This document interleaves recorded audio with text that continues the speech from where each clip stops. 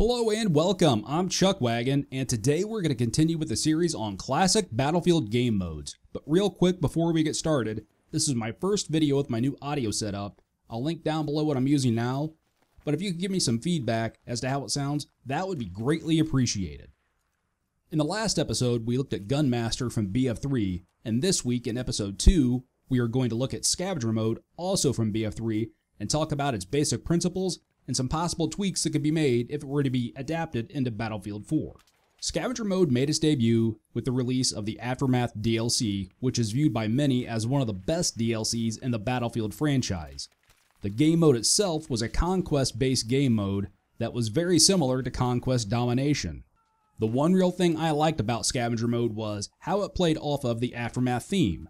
If you're not familiar, the Aftermath DLC was urban-based infantry combat that was set in war-torn cities. So Scavenger mode took that one step further, as the events are taking place after some major disaster or catastrophe has occurred, and you're left to scrounge for weapons as you try to control the map. The major twist on Scavenger was that you only started with a sidearm of your choosing and only had 4 magazines for said sidearm, and that was it.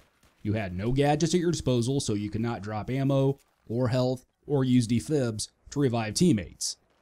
So when you spawned in at the start of a match, you started off with your aforementioned handgun, and you would start at the edge of the map. And then from there were various weapons scattered about that ranged in levels from 1 to 3 that you could pick up. Each weapon had a limited amount of ammunition and had a pre-configured loadout that could be anything from, say, a Cobra optic, a foregrip, and a laser sight, to say an RDS and a suppressor. Each weapon had a symbol above it telling the player what level the weapon was. Your level 1 weapons were your PDWs, level 2 was shotties, sniper rifles, and crossbows, and level 3 weapons were your ARs, carbines, and LMGs. Each spawn site will spawn various weapons, but will be the same level of weapon. So a site that spawns level 1 weapons will spawn anything from the UMP-45 to the MP7, for example. Now, most generally, the way the game mode plays out from my experience is that as soon as you spawn in, people immediately will look for a better weapon, which makes sense as it can be difficult running around the entire match with just your sidearm when you're bound to run up against better weapons, say, like your carbines and your assault rifles. However, being a conquest game mode, there are also flags that your team has to capture, and this is where some of my frustrations are introduced with this game mode, as it seems some players lose sight of this and are more focused on getting higher level weapons, and some matches turn into a quasi game of TDM.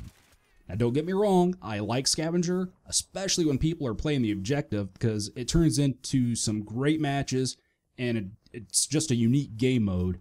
But the flip side of that is I experienced a lot of matches where my team was constantly all capped, as seemingly nobody was playing the objective, rather opting to look for better weapons, maybe the elusive ammo crate, or just trying to get kills.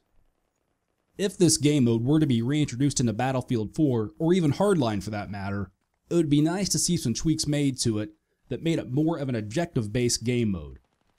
If this game mode were to be reintroduced into Battlefield 4, or even Hardline for that matter, it would be nice to see some tweaks made to it that made it more an objective-based game mode. Say for example, whichever team holds the majority of the flags gets control of the ammo crate, and the enemy team cannot access it during this time. Or something along those lines.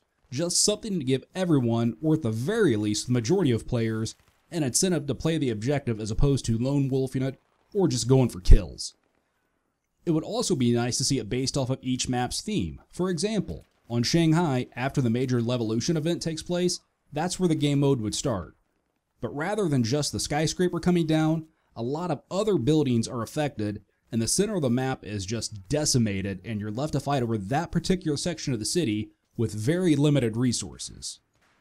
I don't know, just a couple of my ideas there, but let me know what your thoughts are on this game mode. Is it worth bringing back to the Battlefield series, or is it best left in Battlefield 3? Let me know your thoughts. I'd love to hear what you guys have to say. That is all for today. As always, thanks for watching and supporting. It is greatly appreciated. If you liked today's video and found it beneficial and or entertaining, please like and share. If you enjoy the channel and are not already subscribed, please consider doing so now. And please help spread the word about the channel by sharing some content and directing your friends over to chuckwagongaming.com. And as always, please feel free to leave a comment down below. Love hearing from you guys. Until next Monday, take care, have a great week.